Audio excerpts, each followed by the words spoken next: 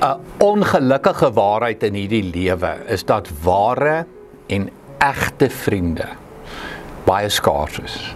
Dink jy sou met my saamstem?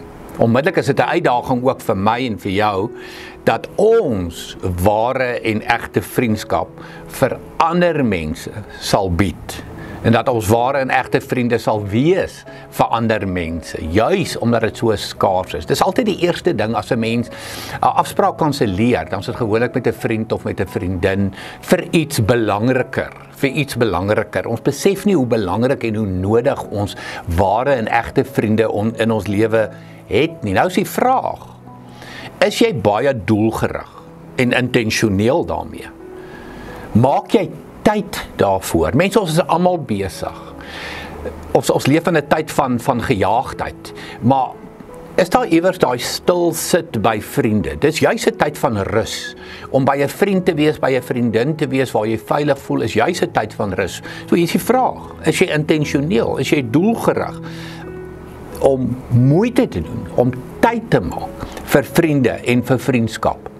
'n onbekende persoon skryf die volgende woorde: vriende is soos onsigbare engele wat ons op ons voete help as ons vlerke vergeet om te vlieg. Wanneer jou vlerke, spreekwoordelik jou vlerke seer kry en jy nie meer kan vlieg nie, dan 'n vriend, 'n ware vriend, 'n egte vriend, vriendin is daar om jou op jou voete te help.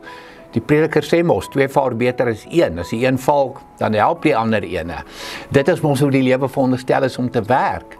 Maar is dit 'n prioriteit in jou lewe? Is dit 'n prioriteit in my lewe? Wat leer Salomo vir ons in Spreuke 18 vers 24? Maats kan jou breek, die verkeerde tipe vriendskap, afbrekende vriendskap, vriende wat jou seermaak, wat jou aftrek. Maar daar kan ook 'n vriend of 'n vriendin wees wat nader is as 'n broer of 'n suster. Daar's die ware, daar's die egte vriend en vriendin. En ek en jy moet net weer doelgerig raak en intentioneel raak en vir mekaar sê, weet jy, 2 vaar beter as 1. Ons het mekaar verskriklik nodig. Ons het daai vriend wat my ondersteun in dik en dun. Wanneer my vlerke breek, wanneer my vlerke seer kry en ek meer kan vlieg nie. Daai vriendin wat my help om weer in die lug te kom, om weer te vlieg.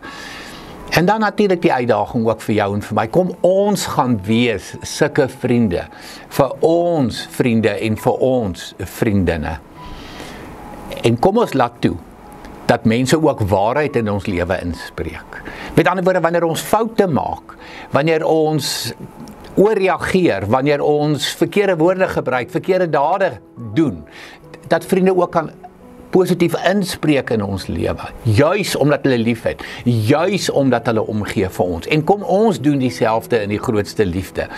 En as jy na hierdie paar woorde luister wat ek vir jou gesê het, kom jy agter hoe belangrik is vriendskap en dat ons kan nie sonder vriende in hierdie lewe wees nie. So hier is die uitdaging.